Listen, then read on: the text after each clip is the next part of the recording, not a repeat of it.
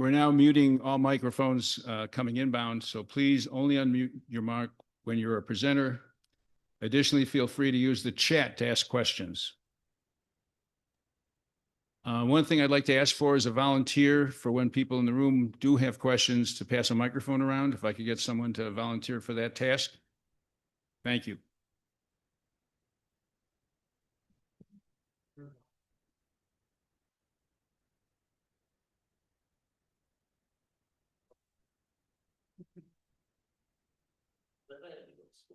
Well, yeah, I figured there's enough engineers in the room, somebody will be able to help you with it. How's that? All right. There's a button? Oh, last time I made it, I just kept banging on it until it worked. Okay, we've done the microphone. All right. Do we have any first-time visitors today? Anyone new to the group? Okay. Yes, I'm new to the group.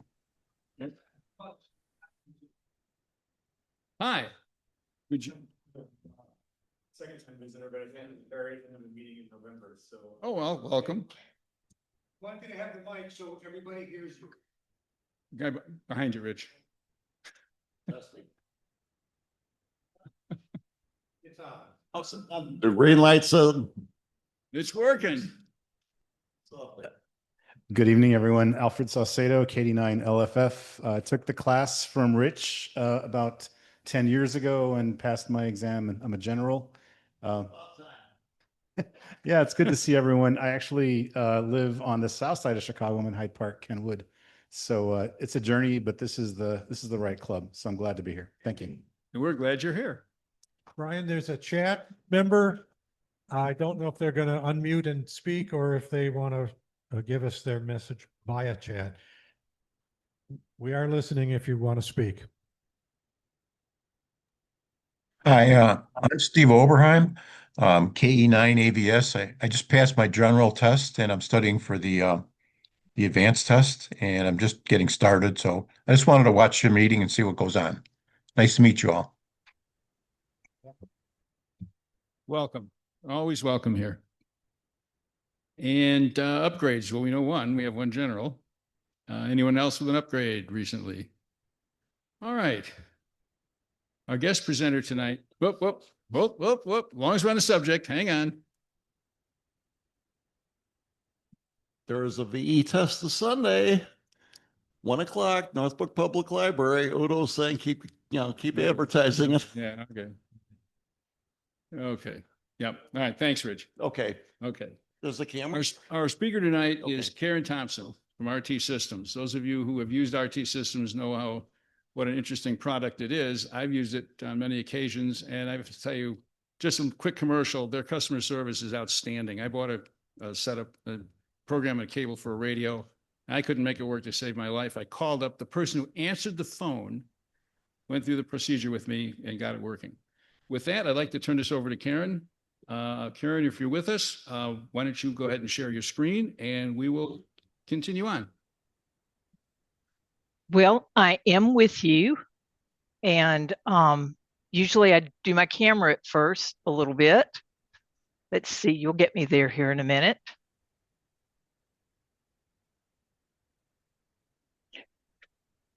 While he closes that, I am Karen, KD4DXX with RT Systems, and a little about RT Systems before I actually show the programmers. RT Systems invented computerized amateur radio programming. Started in 1995 when Yaesu introduced two radios that they said cloned. And we looked at it, my husband looked at it and said, I wonder if I can get it to talk to a computer. I'm sorry to interrupt. This is the moderator in our main viewing room, and we're not seeing your slides at this point, and we don't want to waste the graphics that you've created. So if you could just give us a couple of seconds here. There are not slides to see at this point. Oh, you're not sending us any. No, I will do screen share in just a minute. But if you can. Thank you. Well, maybe we're going to be just fine. Thanks. Okay. Can you see me on the screen at this point? Absolutely. Okay, okay. Let me go back to what I was telling you about RT Systems. In 1995, Yaesu introduced two radios that they said cloned. And my husband took one look at it and said, I wonder if we can get it to talk to a computer. Well, you can figure out how that came out. 31 years and over 600 radios later, we are still developing software for radios from about 42 different manufacturers. We still do the Yaesus. They're important to us. The Yaesus, the ICOMs, the Alincos are all important to us. And we work with quite a few of the Chinese radios. And you may think, oh my goodness, I'm not going to spend money for a programmer for this radio that I spent basically nothing for. But I'm not going to tell you how many of those nothing radios that our software has gotten to work when nothing else worked. So that and the fact you have somebody to ask questions of and this kind of stuff. So it can be worth every penny you spend for it. And I'm going to show you a lot of things about it tonight. This is going to move a little quickly. I am not here tonight to teach you in depth everything about the program. I'm here to do an overview. So the next time you're using the program, you can go, she said something about that. Let me explore it. Or give us a call and say, she said something about that. What can you add to it? And you'll realize that these are very powerful programs. And in that, they do add their level of complexity, but they take it away too. The first one may seem complicated, but the next one won't. So let me show you the programmers and show you what I'm talking about. So we have a screen here that has 4 different RT Systems programmers. Radio programming, no matter whose programming you use, excuse me, be it RT Systems, be it the manufacturers, be it anybody else's, radio programming is radio specific. That's just how this animal works. To you, a radio is a transmit and receive frequency. Maybe you know what an offset is, and a tone, so you can get into the repeater. If you're doing HF, it's a little different than that. We're going to stay on the VHF, UHF level right this minute. And yeah, they're very similar, as you see here, and this is what I mean about your second program is the easiest. Receive. I've got a Kenwood and ICOM. Who's this? This is a DMR radio and a Yaesu here that we're looking at. Receive, transmit. Well, this one's got correct frequency. How would I put that on a screen for a radio that doesn't use it? And let you guess as to whether it works or not. Offset frequency is always around somewhere. Offset direction generally is. Operating modes, but then this one has one group of operating modes. This is a DMR radio where this is a 730. This is an ICOM, and it's going to have FM and narrow FM. And this one is going to yell at me. This one's going to have FM and narrow FM and AM. So just a very few there. Tones. Notice after the tone, and this is true in all of them, everything's grayed out. If I click on it, I can't get to it. These are a bulb and a lamp that are not turned on. It's just sitting there in the corner being dark and protecting that socket, protecting you from it. I have to turn on, what am I? I must be in digital mode. Let's put me back in analog mode. And see, that's something else it did for me, is it told me you're in digital mode, so this doesn't apply, so why bother with it? I can pick a tone, and then it's going to turn on the right fields after it, so you can set your values. We're going to set it the same automatically, but if they're not the same, you just come in here and change the other one. But the Kenwood over here had RX, CT, CSS also. It does have split tone, so it will do them differently. If I set this one though to tone squelch like I did that one, notice only this one lights up. No, I did not do that wrong. This radio is designed so that when you use tone squelch, you only use one tone going out and coming back. These are not mistakes in the programmer. These are reflecting the design of the radio. Okay.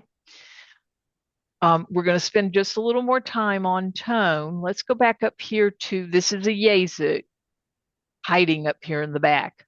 And notice all I have is CT, CSS, and DCS. I don't have anything that says RX. And that's because in general, Yaesu believes that receive tones, being different from transmit tones, are a part of the commercial world. They are not a part of the amateur world.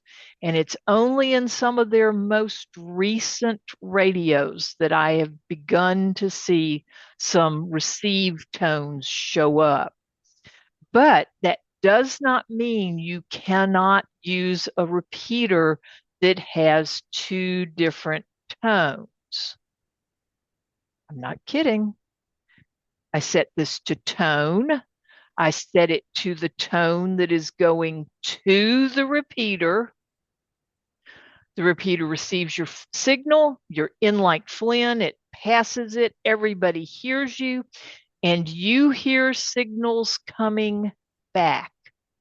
The receive side of the tone is to mute your radio unless the received signal has the same tone coming back to it.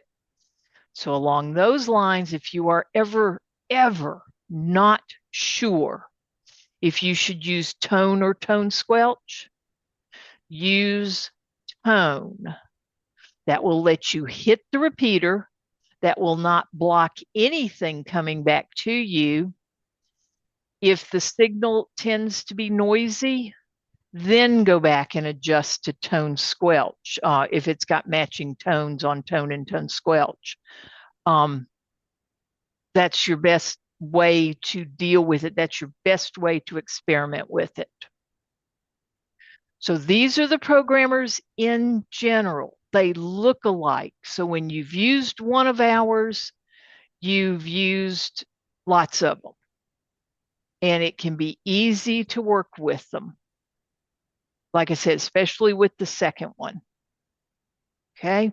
It's called retained learning that goes from one to the next. So let's talk about how these work. And my favorite one is the FTM 400. Sorry, it's just I tend to use it all the time. And you have several ways to enter information. And there is so much information out there today that sometimes you can end up with a file with so many channels in it that the next thing you know, you're scanning on channel 347 and all the activities down on channel 2. So when you're planning your channels, plan them so they're in a small enough group that they're manageable for you. This could be with banks. This could be, here we've got A and B. This radio has a top and bottom. They're independent of each other.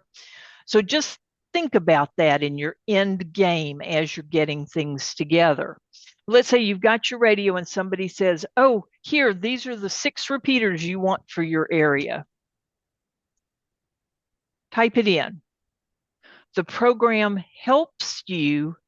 It knows 146.94 should be a minus, should be 600 kilohertz. Those are basic band plans, pieces of information from a band plan. The 600 kilohertz you would have seen on your tests.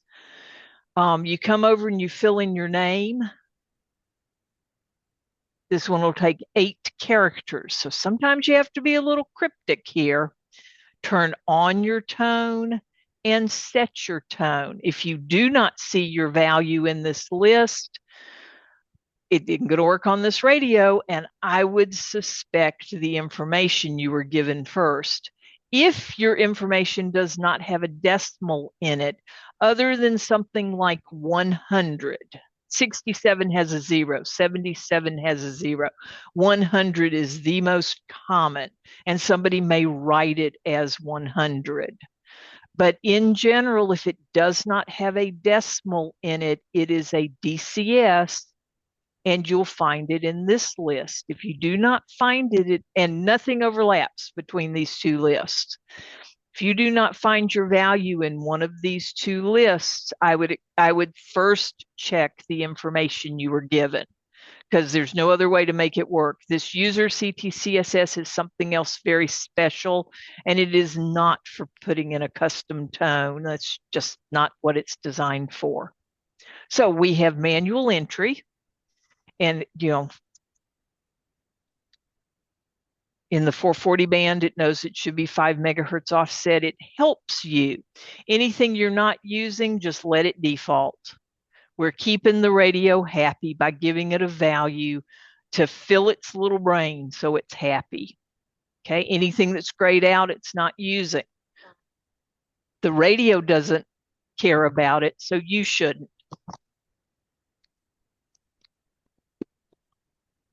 Okay, that's one way to get them in here.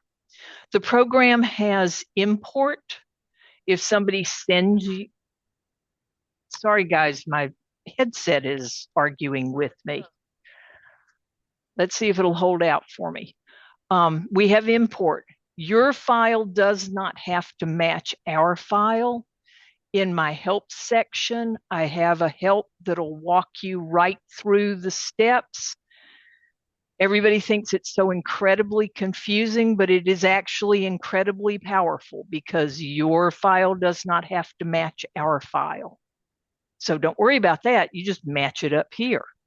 If you have trouble doing that, send us the file. Tell us what you want it imported into. We'll import it and send you a final file back that you can use.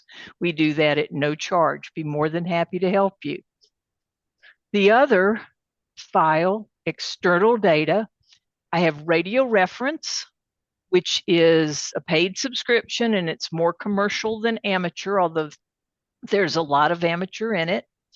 I have a frequency list, which we maintain, has a lot of handy things like weather and GMRS and other things.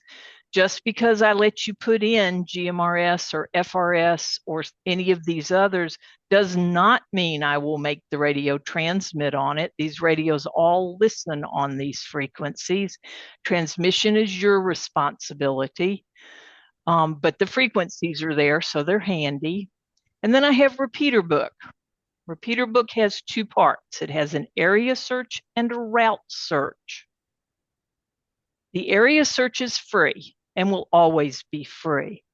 I can do one location, and let's see, I don't have a zip code for you guys, so we'll just do Wisconsin. That's where I was last.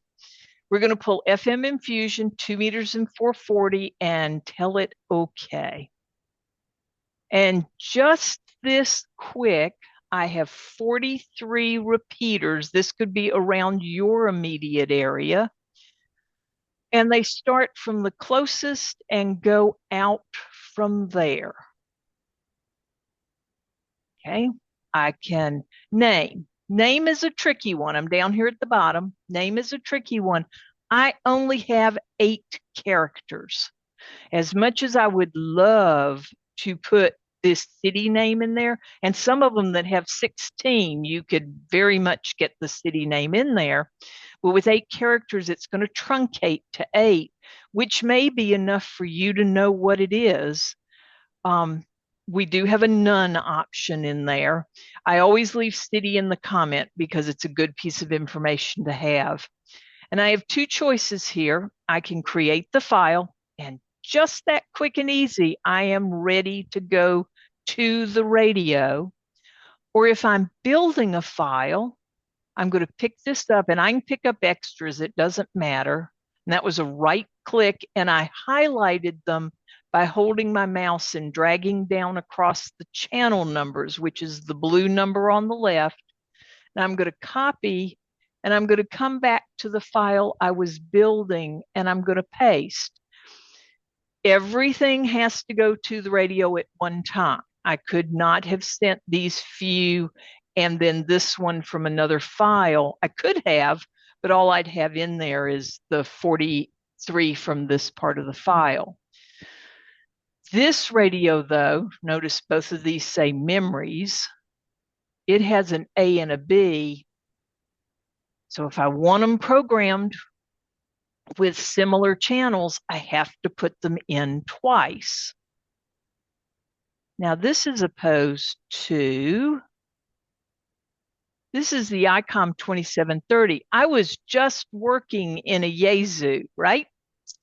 This is a 2730, similar, but not identical. But I just pasted the same information from one to the other. It matches the likes, it throws out the differences, and it defaults anything it needs, it didn't bring with it. So this is now ready to go to my 2730, but wait, I have a problem. Yaesus are 1-based. ICOMs are 0-based. Again, this is not a mistake. ICOM developers just like 0. It's a perfectly good number. But I want to be able to holler at somebody to go to channel 16 and end up on the same frequency. So let's insert a channel. Just that quick and easy. Everything just moved down and now they're on the same channel numbers. So when I program my 2730, I'm all lined up the same. But Yaesu radios absolutely require that their first channel be programmed. The radio will lose its mind if you manage to send a file to it without the first channel programmed. And having come from that in our beginnings, it just goes against my grain not to have that first channel programmed. So how about 144? And I can even mark it to skip, so that when I'm scanning, it'll never stop on it. And if I'm tuning manually and I get to 144, I just know I'm at the top of my list. So, like I said, it's just a habit thing that first one have it. So if you're entering a list by hand and you look down at your list and go, drat, I missed one, you don't have to start over with RT systems. You just insert a channel, add what you forgot, and keep going with the rest of everything you have. That makes it so much easier. Okay. I'll give you time for questions here in just a minute. Editing in the program. Let's say I wanted to set all of these to skip, or at least this first group for some reason. I can click so the black box is around skip, and I hit Control C. I do a lot of keyboard stuff. We can right click and copy, or we can edit and copy. And then I come down through these, and then I can paste. And now they're all skipped, just that easily. I can do that with tones. I can do that with operating mode. I can do that with lots of the columns. So that makes it easier. In my order of things, I don't like where this channel is. So right up here, I got a little move up and it's just walking right across. And now it's up on channel 17. And that's much better in the order of things that I want. We have sort abilities. And what's neat about sort is like I could sort on tone mode to find all my tone squelches. I could then change them all to tone because they're all right together. It makes it real easy. And then I can undo the sort and it'll come back to this order, but it'll keep the edit with it. So that is real handy when you're handling a great deal of data. Okay, let me give you a minute. Questions? This is the moderator in Chicago. I have a question. Since you support so many radios, do you have the biggest storage room in the world to store all these radios? Do you buy them? Do you borrow them? Do the manufacturers send them to you to make sure that their new radio is covered? I buy most of them. I figure our count is somewhere between 800 and 1,000. Storage is a problem.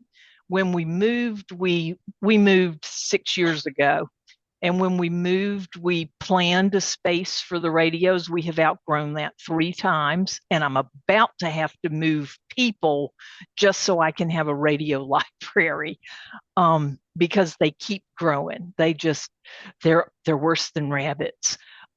As far as manufacturers giving them to us, we've got a couple of manufacturers that occasionally will send us one, but that is in the vast minority. I generally buy these, and I'm not privy to them until you're privy to them.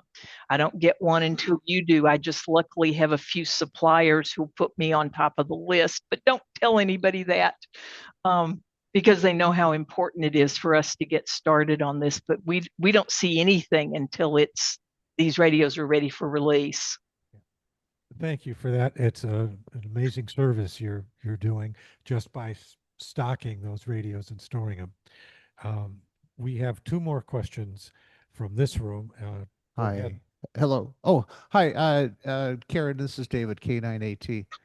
So I'm in this club. And so I want to thank you for all your efforts to develop software for the troublesome radio, the FTX1, because that was a bugger for you. And so thank you for doing that. And I want to highlight that not only do you have PC versions of these programs, but you also have Mac versions of these programs. Not all of them, but a lot of them. And so I appreciate because I'm a big Mac user, and we appreciate that in the Mac community. Well, thank you. And you're very welcome. I'm glad we've got your radios covered with the Mac versions. We're actually working on development for something new that will make it so when we release a Windows version, the Mac version will be right with it. It's a compiler that lets us write once and compile twice. We're probably still 6 months to a year out on that. So I have no details of how anything will go from one to the other with that, but we're getting it to where we'll have both at the same time, and we're really looking forward to that. Okay. By the way, before I hand the mic off to anyone else, it's Rich Davidson. I'm K9RD. You haven't talked about your cable business. It's been software, but I have a personal story to tell where I have an ICOM IC92 or ID92, I guess it is. And I got your RT software, but I wanted to get the cable to interface. And I got a phone call from one of your customer service people that asked, are you using RT software or are you using ICOM software? Because it's a different cable for each one. If you use the wrong cable, you're going to damage the radio. That is very considerate, and I was very happy, and that made me a loyal RT customer. Well, thank you. And that you wouldn't have damaged it, just would not have worked. And that's something that I'm very aware of with that radio, because the cables look just alike. One of them has a yellow band on it, which tells us in-house which one's which.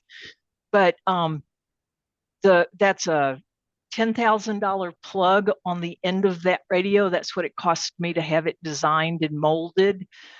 So I put it to good use, and I wired everything that I needed in there. And it's actually 2 different circuit boards and 2 different wirings, because the ICOM software goes at it through a control touch, and we go to it through a programming touch, which is a different pin in that plug. So that's why whenever I see that cable going out by itself, we try to verify, because I don't want to mail it twice, and I don't want to hassle you with having to send it back. So that's why we always try to verify up front. And thank you for understanding. Well, you saved me a lot of problems, and your cable business is fantastic too. I want this audience to know that. And before I give the microphone off, we've got a lot of your literature back there, pens, product information, I want everybody in this room to know that. So before you leave, take some and you'll be able to look at the product lineup and make good use of it. Next question. Hi, Karen. I'm Mark WB9QZB. We have the same last name, so I stop by and say hi to you every year at the Hamvention. My question is, do firmware updates in any of the radios ever affect the programming software? Oh, absolutely. Are you kidding? We're lucky when they don't. Generally what happens is we don't know about a firmware update until somebody calls us and tells us the software quit working or the software did something wacky to a setting, because usually it doesn't hurt it, but it will turn something on or turn something off that you don't expect because they move something around in it. That's when we hear about it. That's when we do two things usually, depending on the radio. We do the firmware update on our radio. Sometimes we even have to buy another radio because we've got to continue to support the non-upgraded radio, depending on what they did. If we can, we incorporate the changes into the existing program. If we can't, and we do this as infrequently as possible, we spin off to another program. That's why sometimes during installation, you'll see an X program or a B program or a something else like that. And as much information as we can give you to help you identify which one's which, because we've had to spin it off depending on what they did under the covers. But yeah, usually like I said, we're lucky when they don't affect us.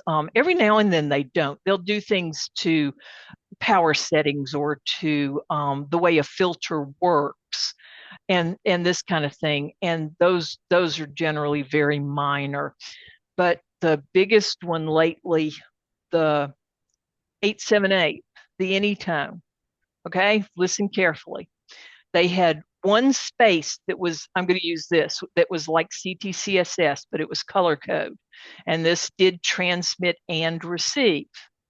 So they put in a new feature and they gave me transmit and receive color codes. But what did they do? In the pieces behind the scene, they put the they put the receive on top of the old transmit, and they moved the transmit somewhere else, and I had to go chase it down. And I could not incorporate that. Oh, and they gave me nothing on the front end to tell me one or the other. So I had no way to track it down, no way to know which one was which. So then I have to depend on you guys. And when you go to install, it says this is up to firmware this, and this is after firmware this. And you just have to get the right one that works with the radio. And we'll be more than happy to help. We've got very limited information, space to put information, but I have to admit, it was the first time with the 878s that we had to spin off. It wasn't like the CPS where you always had to match the firmware version to the software. We were able to handle everything they did up to that point. So it all depends on what they do under the covers, because you have to remember, we see these radios way deeper than you guys do. Any others? Okay, here's one. Hi, Karen. This is Jay, WAJAY.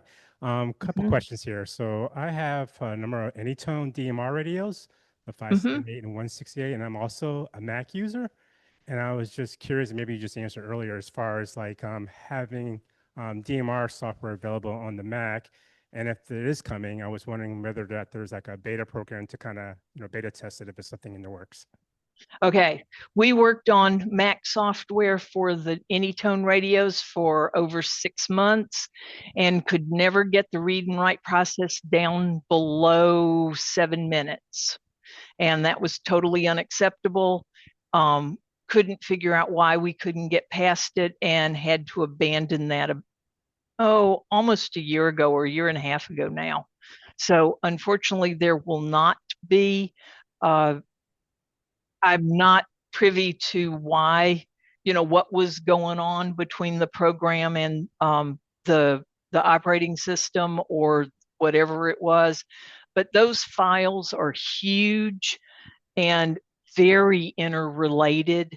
And with the language that we're using, we just couldn't get everything to work acceptably. So we had to leave that one alone. So nope, if you're going to program DMR radios, you'll have to do it on Windows. But I got good news for you. You said you got an 878 and a 168. How about if you build the file in the 878 and then you just flat open it with the 168, and we do the conversion and make it a 168 file, and you don't have to enter anything, none of your memories, none of your zones, none of your talk groups, none of your scan groups. All of that is taken care of. Sorry, it's a 578 and 168, not the 878. That'll work. Those two will work. Okay. All right. So play with that. Make sure you're all the way up to date. That's help, and check for updates in the program. I'd suggest you guys do it every time you run your program, because you don't run them as often as we do. And these are living things. There's always something going on. So make sure you're up to date, and then give that a try. From let's say the 168, you just do file open, drill out to where your 578 files are, and pick one you want to open and watch it take care of it. All right. Yeah, I have a question here. This is Chuck, KB9TAP. Uh-huh. I live on RT systems, so with all my radios, and I've understood all about the programming of the memories. What I never have figured out is what is limit memories. I've never played with it because I was afraid of it, and I assume that you might be talking about it down the road. Maybe, maybe not. Okay, well, I will be more than happy to tell you now. These radios have what are called programmable memory scans. To me, it's one of the funniest things in the world because it's PMS, and being a woman, I just can't believe they call it that, but it's programmable memory scans, and it's a special it's a special scanning function that's going to scan between a low frequency and a high frequency. And what you could use it for if you're doing fox hunting and you need to do progressively smaller bands so you can narrow in on where the fox is hiding.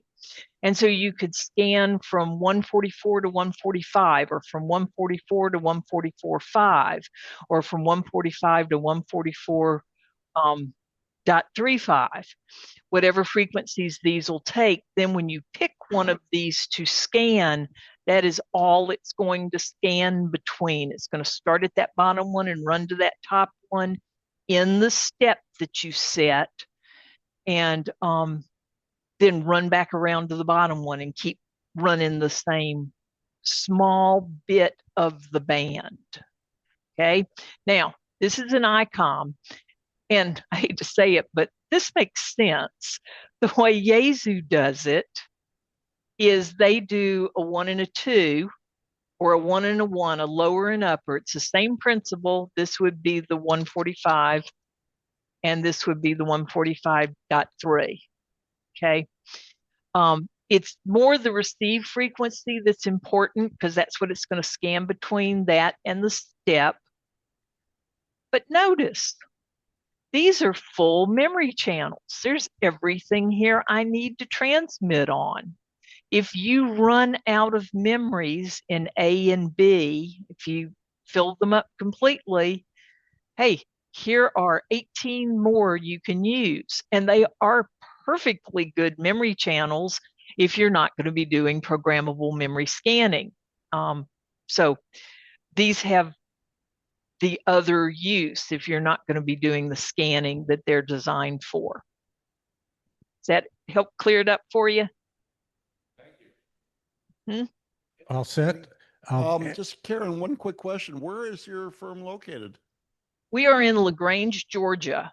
Ah, Little town about an hour and a half, 2 hours out of Atlanta, right on the Alabama line. So we're on the inside. We're not over on the coast. Sounds great. That seems to be all the questions from this room. What about the 30 people out around the world on Zoom? Anybody want to unmute your mic and ask? I have a question. Go ahead. This is Marty, WD9GYM. Is your Windows-based software, will that run on ARM-based Windows? It will. You have to be careful with drivers on the DMR radios because there are a few of them that will work on ARM, but not all of them. Let's just put it that way. I don't know which ones. My tech support people are better at that because they deal with them more than I do. But the software will. The drivers for my cables, I have a knowledge base article to step you through installing the drivers because it's not automatic on ARM, but it is very doable. Okay, and your cables for the FTM 100, 400s, Yaesu original cables don't work on Windows 11. So I've stuck a machine with 10 laying around on it, but want to migrate everything over to 11. Your cables are compatible with 11? All my cables are compatible with Windows 11. We have used FTDI chips since we started, and FTDI had no problems going forward into 11. Okay, thank you very much. Anybody else?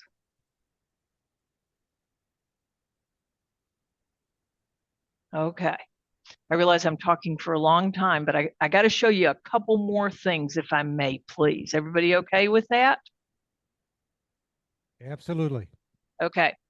What I have shown you, what I call the front of the programmers, all the spreadsheets. These are different kinds of memories. If in a default file you see something programmed, I clicked in here and this was already filled in, as opposed to the limit memories and they're blank. They can remain blank. The radio will be happy. These cannot be blank. If you are not using home channels, if you're not using that function of the radio, just ignore them. What you see here are the defaults that Yaesu used when they designed the radio, and they're perfectly good. If you want to use them, they can be changed to anything within the band, and we'll help tell you what's allowable and not allowable, but they cannot be blank. If you manage to get one blank and you try to send this to the radio, we will stop you. And people find that so annoying, but we're protecting the radio. And they're just things that have the radio has to be protected for. So that's what we're doing. When we raise these, you can't do that. That's an invalid frequency. This has to be filled, these kind of things. We work towards finding all of those things before you do. And all I can say is, why do you think I own 6 of this radio? A lot of things happen in development. But the other thing about radios, you see the grids are all very similar. And now we get into the very specifics of the radio. This is settings up here at the top and radio menu settings. These are the things that the radio uses, no matter what it's doing, or in this one, group monitor and messaging, this is done only when you're doing fusion. But how much easier is it to type in a message here than to do one letter at the time on the face of the radio? APRS settings, you can see here everything that can be set up for APRS. And then common settings. And in general, everything you see here is a default of the radio. Until they put out a radio and they do something like leave RX coverage on normal, couldn't even listen to the weather channels. I can't tell you how many phone calls we got on that one. And so we snuck around and we changed it so the default was wide and the phone call stopped because the radio worked better. This is only receive. Would never have done something like that on a transmit. The programmers will not make the radio transmit anywhere it's not supposed to transmit. So, but for receive, the radio just worked so much better. So little things like that we may touch up. We may set a squelch level a little bit higher so the radio doesn't scream when the program goes back to it. Little things like that. But in general, this is your radio out of the box when you first got it. All programmers have these. Don't forget they're out here, because another thing about them, you program up your radio and all of a sudden the color turns green and it was orange and you wanted it orange. More than likely that setting is out here and you didn't touch it up before you sent it to the radio. And sure, you can go into the menu of the radio and change it back to the orange. That'll work. But if you touch it up in here and you use the same file again in the future, you won't have to worry about making that change when you send the file to the radio. And like I said, all of them have them. Some have a lot. This is a Kenwood. This one has 6 different groups of them. Those are very special functions of this radio. And there are all kinds of things you can set here.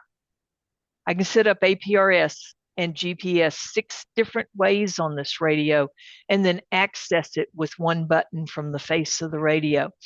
These are the kind of things that you'll see us being more knowledgeable in. I can't tell you exactly how something works or how well it will work or how well it will work in your area. That's for you to experiment with. But I can make suggestions like if you want 2 meters on one side and 440 on the other side, this is a dual-sided radio. You just click boxes here and you've got what you're looking for.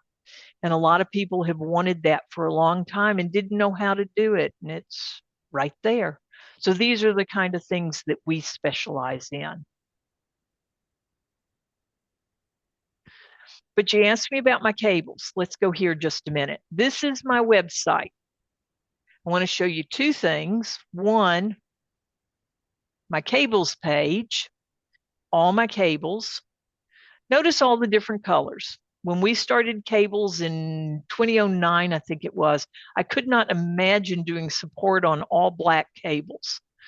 So I made them all different colors. There is nothing significant about the color other than it helps get the right cable. Because that's one of the first things we're going to ask is what color is the cable?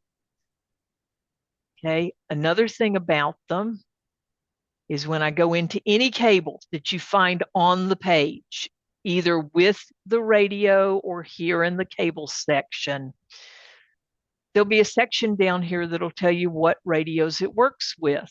If it's real important, it'll tell you which ones it doesn't work with. It won't list the radios, but it'll tell you it's not interchangeable with another one. But also we have this product guide in PDF.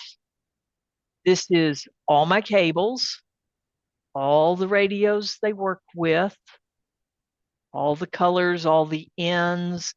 And at the end of this, I got all kinds of cables. I have all my programmers, the radio, the program, the cable it uses. So a good cross-reference here. Feel free to download this and come back and download it again because it is a living document. I added 2 programs this week. So things like my USB A to C, other than it's really cool, it'll do A or C on this end, so it'll address your computer. Nothing special about it. It's an A to C. This is an A to B. This one's a C to B, but an A to B. There's nothing special about these cables other than I can absolutely guarantee they work. If you have, this one is a printer cable, try the one you have. That's your best bet. If you try 2 or 3 and you still can't get it to work, you're welcome to call us, but then you'll probably be buying our cable because we can support our cable. We know what it does. Okay. All my different colors and radios. So lots of good information there. Let's see, I lost my web page. We'll go here and to my web page. There we go.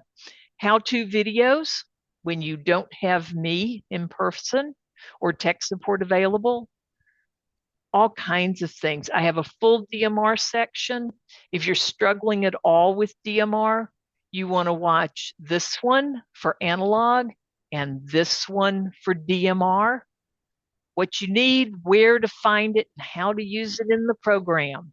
Don't worry about the fact that I did it using the TYT. The principles I teach in this are the same for any and all DMR radios. And then I have a full knowledge base, which is searchable. And again, if you search by topic, even if it comes up in a different radio, take the time to read the article. The principles should be the same between 2 programmers and 2 radios. And this is where you're going to find the instructions for ARM installation. And it is a step-by-step. And I will tell you, when somebody calls in and I find that it's an ARM computer, the first thing I do is bring up this article so I can do it step-by-step, because I get out of practice. I'm running the place. I don't do tech support every day. So lots of good information there. A few don't works, a few why it doesn't work, and that kind of stuff. Okay. So other questions?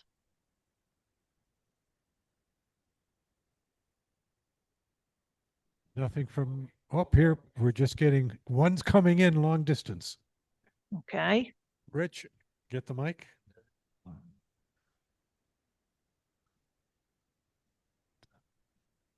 We'll get you, Dave. Frequent flyer here. Yep. Hello, this is Jay again, WAJAY. I know you were saying you're changing your software stack and such that you can support both Mac and Windows in the future. Curious, what about Linux? No, sorry, not on the list. Just don't have the manpower to get to it. Sorry.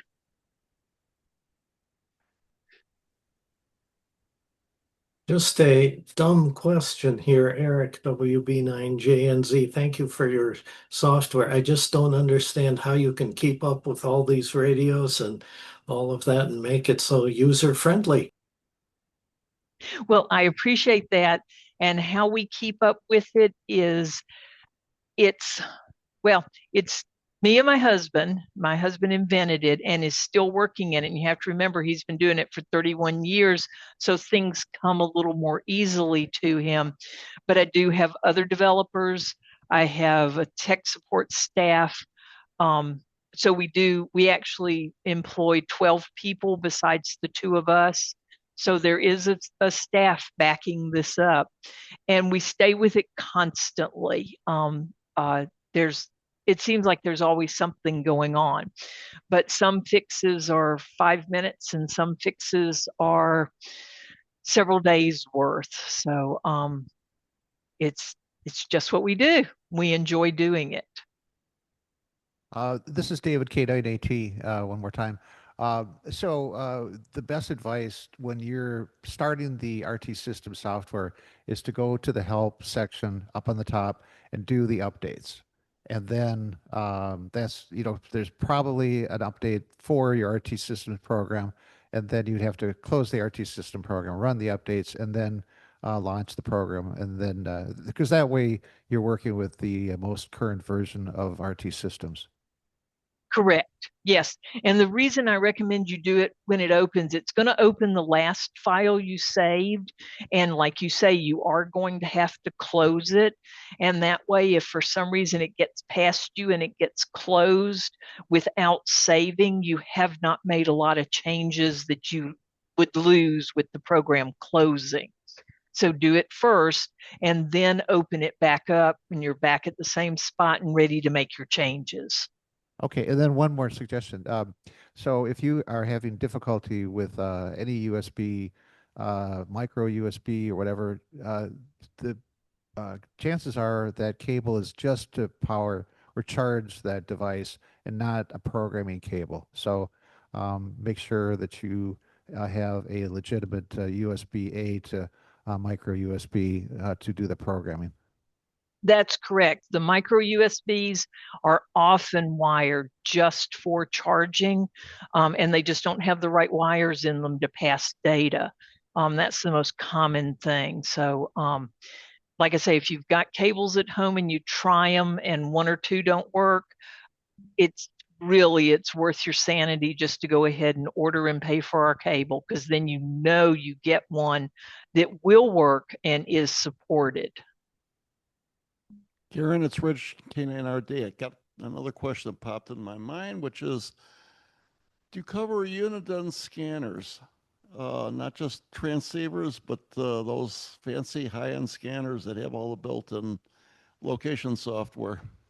Unfortunately, we don't. There was just never time over the years to get to those. Okay.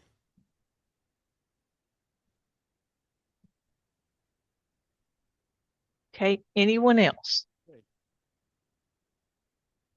No other questions here. Karen, am I live? Okay, thank you so very much. It's very informative. And one more quick short story. Last year at Hamvention, the fellow I was with had an older Yaesu handheld, HT. And he took it over to the Yaesu booth and asked them if they could help program it for him. And they couldn't do it. So I took him over to your booth. And in about 30 seconds, that person who was working the booth programmed it. And of course, he bought the software on the spot. Anyway, thank you again. I think I remember that. It was probably me who helped him. And I'm glad we could get him up and running, because that is what I am after, is your success with your radio. I want to see you guys have fun with your radios and not be so frustrated trying to get everything into them. So with that, I got one more surprise for you. It is NS9RC 2026. And those are the initials of your club. Just tack on 2026 at the end of it. And that is a coupon code good for 10% off anything you buy on my site from now until the 1st of April. So that was NS9RC 2026. And that's from now until the 1st of April. And it's a repeatable coupon. You can use it this week, you can use it next week, you can share it with other members of the club or other people who you know that might want to get something. You have a code that they can use too.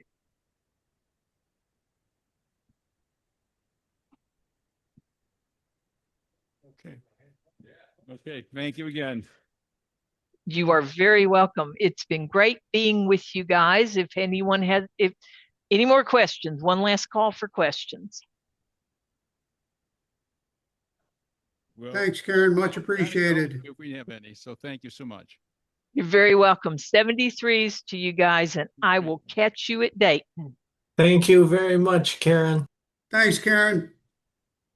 Very welcome. Let's go back to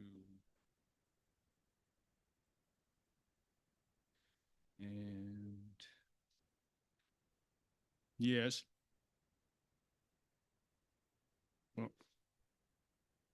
Well, Dave, can nobody can hear you, Dave? It's hot. So I've got a YouTube channel, K9AT, and I've got a video out on my channel, how to use RT system software. So I encourage you to check this out, because I go into detail more than what she's did tonight. So, okay, that's it. K9AT YouTube. Okay. YouTube. Get back to the desktop here in a minute.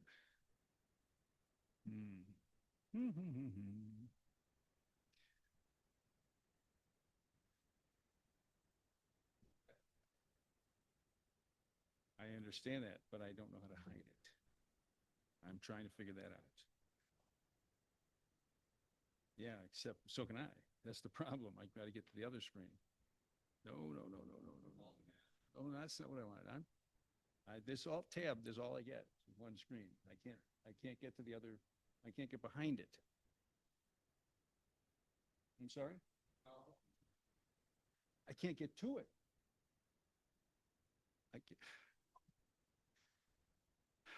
Guys, I can't get to it. Come here. I'm glad you can see it. I can't see it. I don't know what you're seeing. Well, we thought we had this all figured out. We're one more little glitch here till we figure out how to get behind the Zoom thing so we can. Okay. Yeah, this did work in rehearsal. I'll tab it. I should see. I can't get back. I can't get behind this thing. I don't know how to get behind it. Okay, let's see what's going on down below here. Don't hit leave. No, just trying to get out of that window. I know that. The alt tab's not. Oh, there we go. All right, very good. Thank you. All righty. Absolutely. Now we have to just have to figure out how to get this back up. Come on. Here we go again.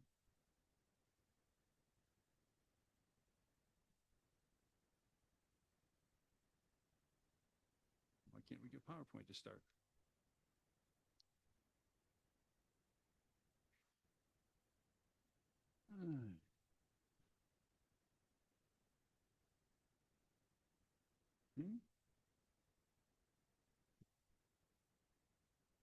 Well, it's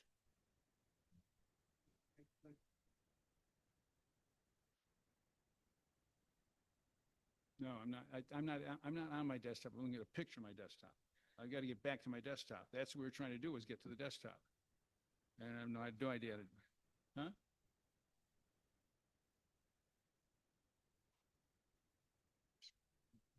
Now we're back to the meeting.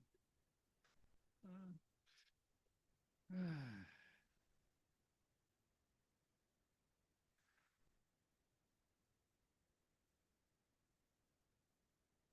great. There we go. Now we messed it totally up.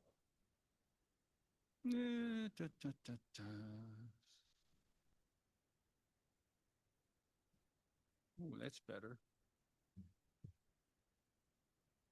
I can't get behind it. Oh, there we go. There we go. Yeah, now if I can get this stupid thing out of the way. All right, here we go. Okay. Hey. I'd like to call our Vice President, Alwyn Bruner, up to talk to you a little bit about an event that's coming up soon. Thank you, Brian. Hi, everybody. My name is Alwyn, W9APB, All Points Bulletin.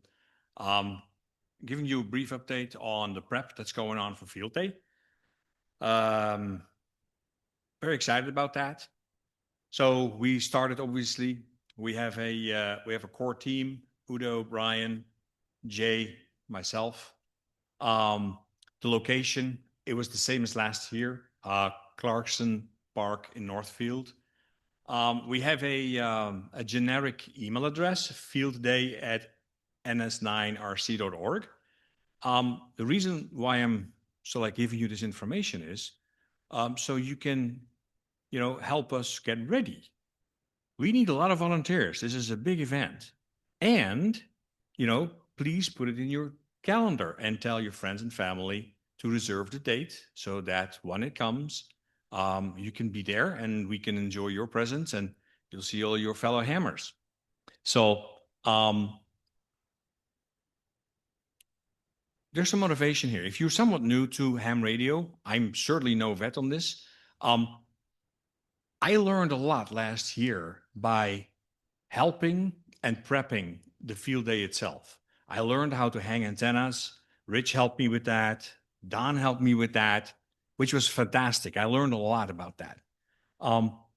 You also learn a lot about how operating a radio works. There's a go on the air station where there is an experienced person to help you get on the air, teaching you how to do all that stuff. And it's impressive. It's really fun to get acquainted. If you're a pro and you're really experienced, there's contesting going on. Make as many contacts as you can in so short time as possible. So that's also happening as part of a field day. And there's this whole mechanism of scoring, and we scored pretty well last year. And I'm hoping that like we can do the same this year, obviously. So please think about this.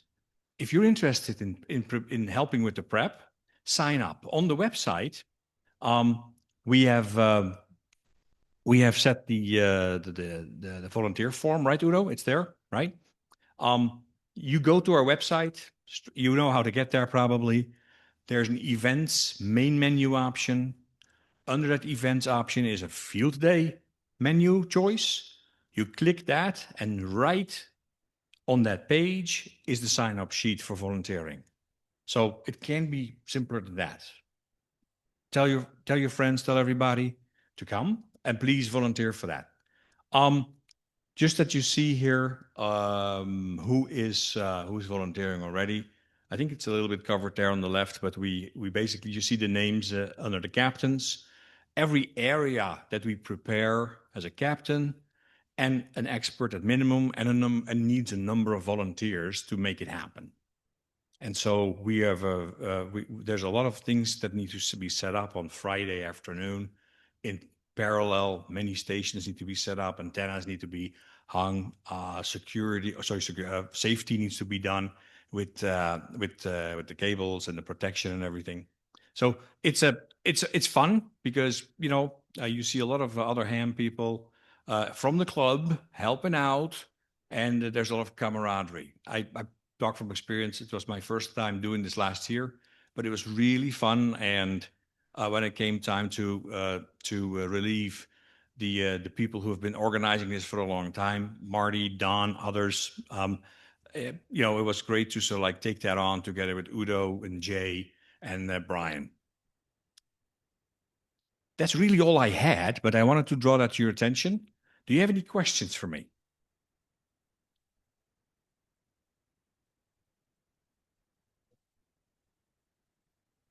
Well, great. I mean, I'm hoping to do another update when we are further advanced in the next club meeting, so you see sort of like how things come together.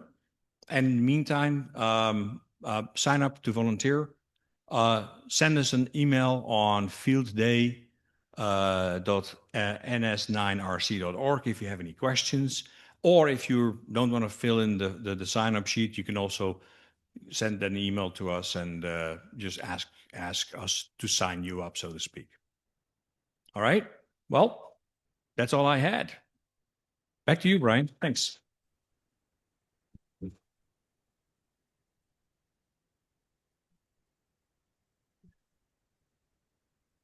Gentlemen, ladies and gentlemen, meeting's adjourned. Thank you all for coming. Thank you.